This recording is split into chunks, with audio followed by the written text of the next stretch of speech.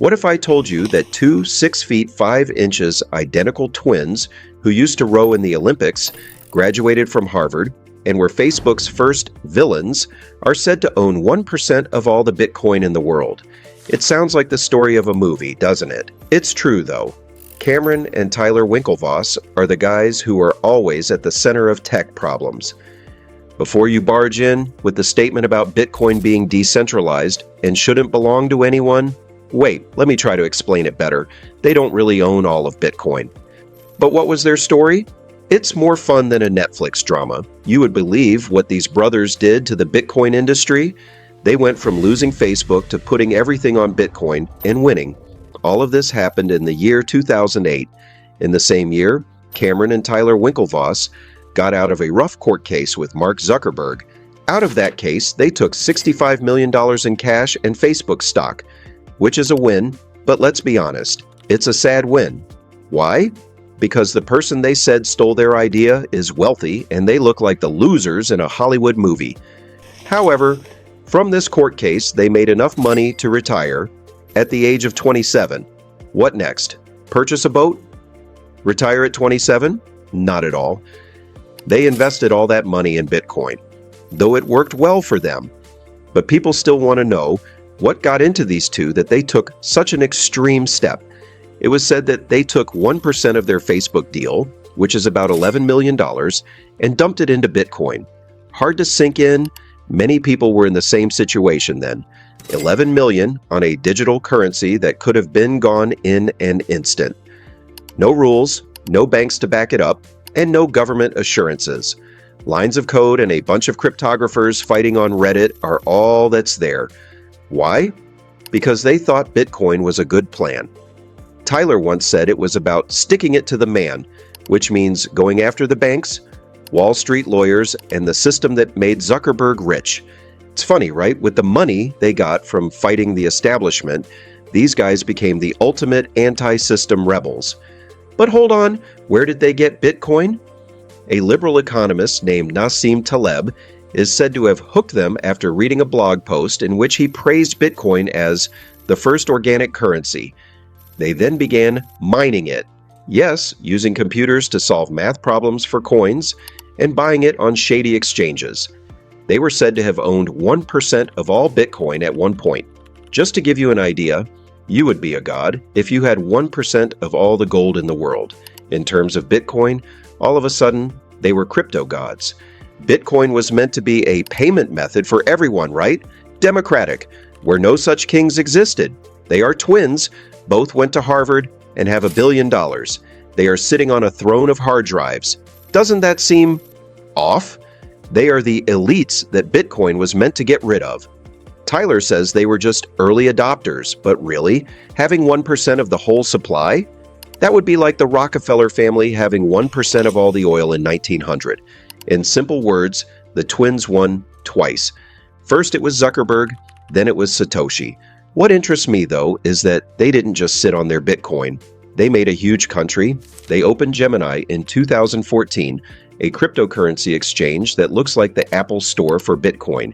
It is controlled, and users are meant to be safe. In close, they hung out with officials and told them that crypto was the way of the future when it comes to money. They used Gemini to claim that they are not just investors, they are also creators. But guess what? Even that didn't work out. That cryptocurrency exchange made the Winklevoss twins, who were once known as Bitcoin billionaires, into the bad guys in a scary financial story. This happened in 2014 when crypto was still very new. A lot of exchanges were getting hacked. Remember Mt. Gox? Those were the days when everyone was trading Bitcoin on sites that looked like they were made in a closet. Cameron and Tyler walked in dressed like Wall Street bankers and said they could clean up crypto.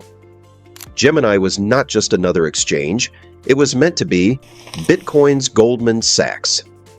Nice buildings in New York, tight security, and a big shiny license from the government.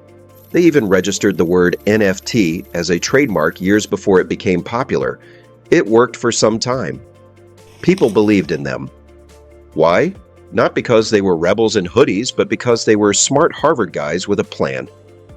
But now things get hot. Gemini made a big deal out of the saying that they put safety first.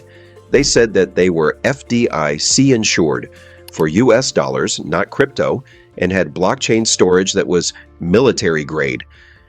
Real crypto fans didn't like that they had to go through a lot of trouble to prove who they were, but moms and retirees felt safe. I'll be honest, I bought some Bitcoin on Gemini in 2017. It seemed normal, like to use PayPal, and that's what the twins wanted. Not only did they sell crypto, but they also sold dignity. Jumping onto the year 2021. Crypto has become popular right now, and everyone wants to get those huge returns. Gemini started a program called Earn that promises to give you up to 8% interest on your cryptocurrency donations. It seems too good to be true, doesn't it? Yes, it was. The catch is that Gemini was not actually managing your crypto. There was a sketchy loan company called Genesis Global Capital working with them. It was owned by the even sketchier Digital Currency Group. You would give your Bitcoin to Gemini, and they would send it to Genesis. Genesis would then lend it to hedge funds and other reputable players. Simple money up until it wasn't. I need to take a break now. Let's say you're a teacher in Ohio. You have $50,000 in savings, and your friend tells you to put money into Gemini Earn. It's safe, and you will make $850,000 in savings.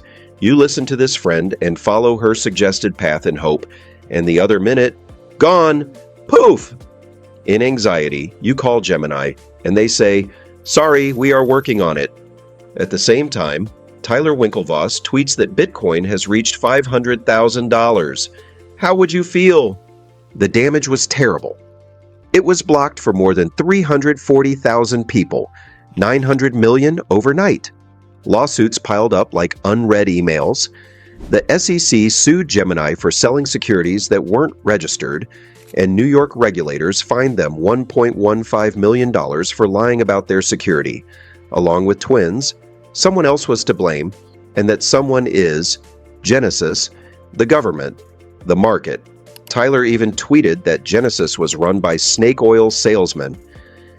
But were not those the people who worked with them? It's like getting a pizza from a dumpster and then blaming rats for making you sick.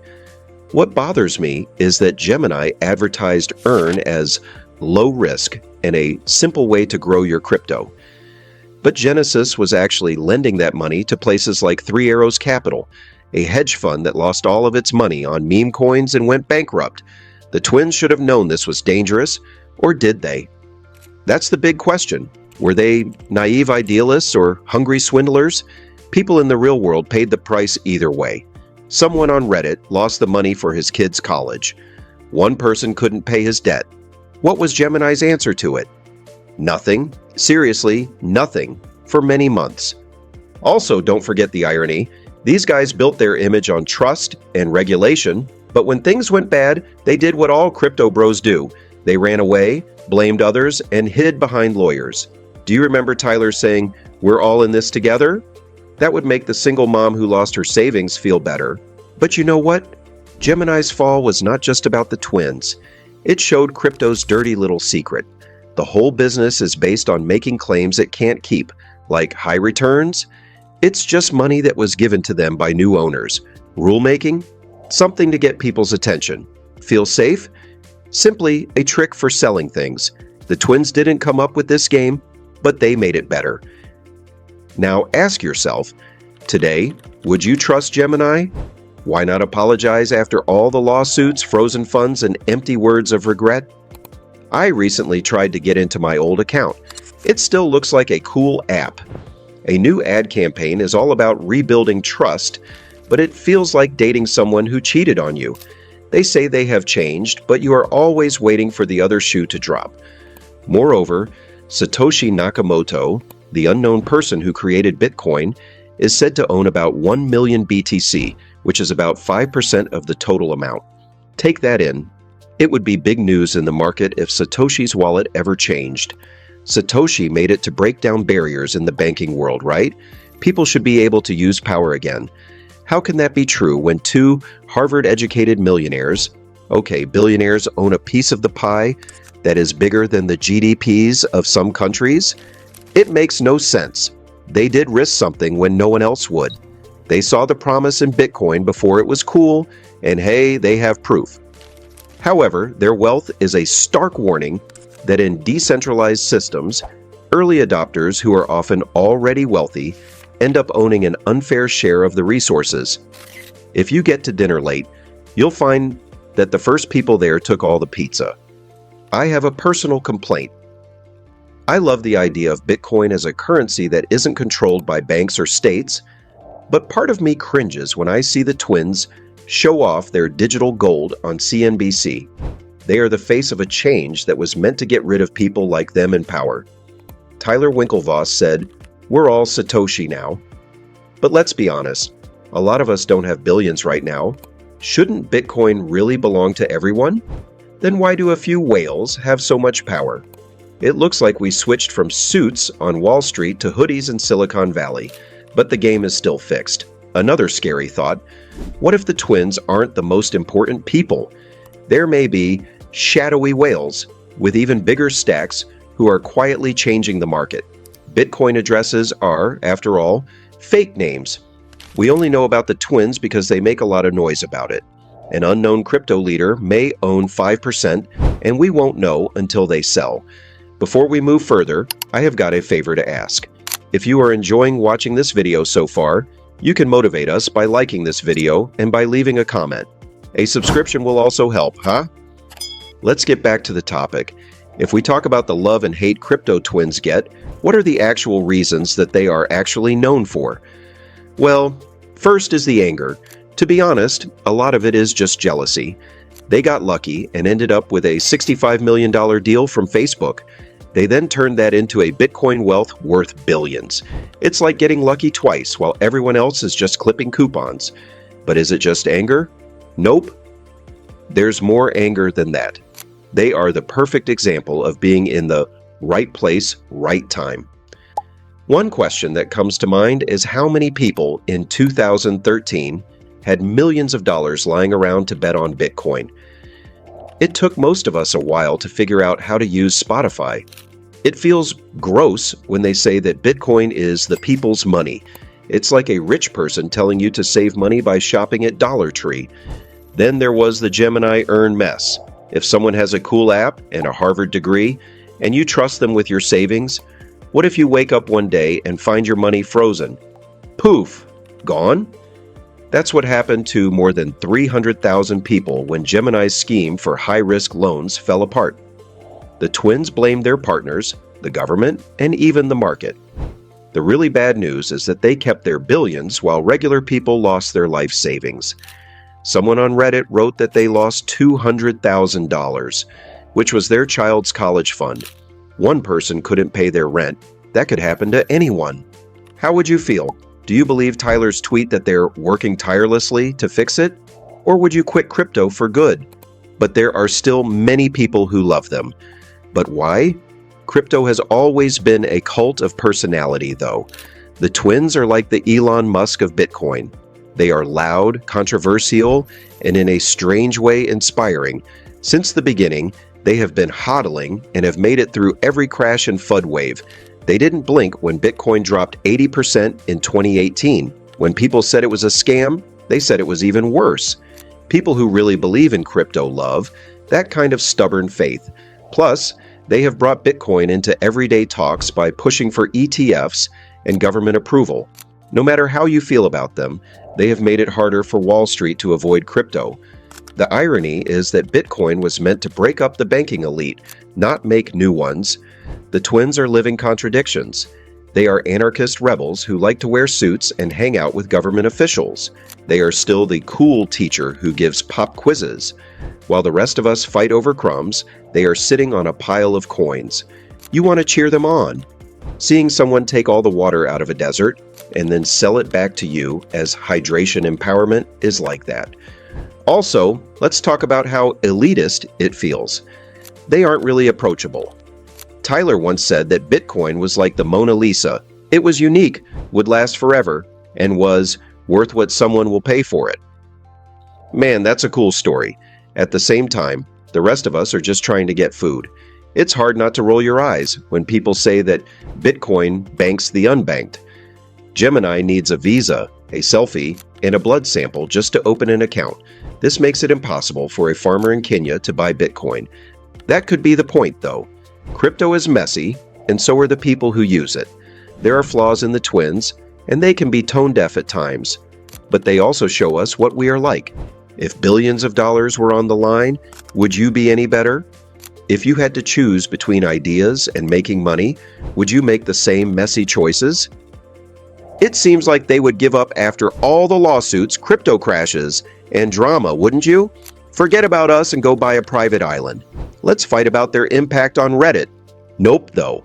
With their gloves on, these two are still in the ring fighting regulators, critics, and any other chaos crypto can throw at them. However, the really cool thing is that crypto's mood has changed since 2022. The market is still not stable. Sam Bankman-Fried of FTX is in jail, Binance is under fire, and anyone with a crypto logo is getting the stink eye. The twins aren't just dealing with their own problems, they're also dealing with a huge amount of doubt. There is a real crime by connection, even if they aren't guilty of all of it. These days, people think of scam when they hear the word crypto, and Gemini's name is as clear as a dirt bike race. What is their game? They're pushing hard for rules and acting like the grown-ups in a room full of cowboys. They are pleading with the SEC to approve a Bitcoin ETF again, meeting with lawmakers and making friends at conferences. That being said, it's funny that they worked with Genesis, a company that Tyler later called a house of cards. You can't talk about safety when your resume has gasoline spots on it. But maybe the twins' strength is that they don't give up. They often make it through tragedies. That could be why they're still here, arms raised, even though the crypto world is on fire. Tyler is still giving interviews and grinning like he has a royal flush, while Cameron is working the backlines in the background.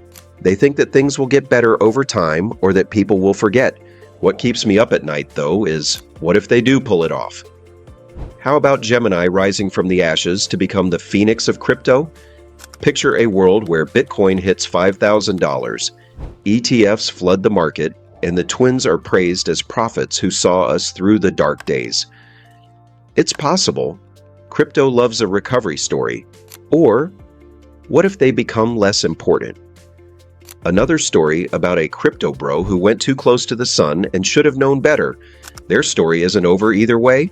They are still young, rich, and determined as ever. What do you think about Bitcoin's and twins' future? Do share your views in the comments section below. If you want us to cover any particular business story, mention it in the comments and we will take it from there. You can also check some of our amazing business videos already available on this channel. If you enjoyed watching this video, do not forget to like, share, and subscribe to the channel. See you soon in another video.